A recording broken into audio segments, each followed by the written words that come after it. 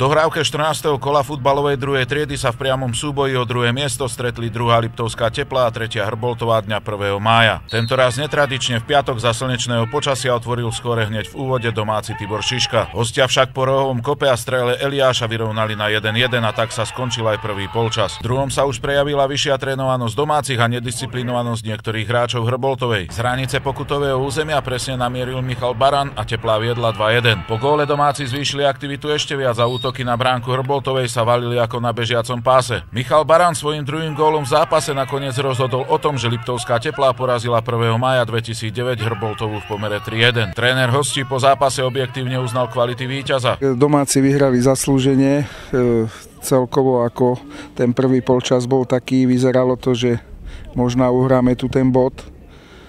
Ale myslím, že víťazstvo domácich je zaslúžené. Domáci tréner výkon svojho mužstva hodnotil kladne a na otázku, či sa im vidí na postupu priblížil a odpovedal. Podstatné sú pre nás 3 body a ideme od zápasu ideme ďalej. Samozrejme, vždycky ten priebeh súťaže môže doniesť aj také rozuzlenie, že budeme v hre. Máme doma Liptovský Ján.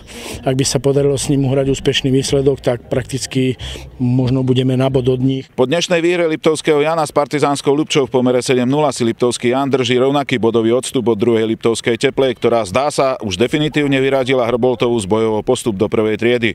Z Liptovskej Teplej pre televíziu Liptov Pavol Tomčík.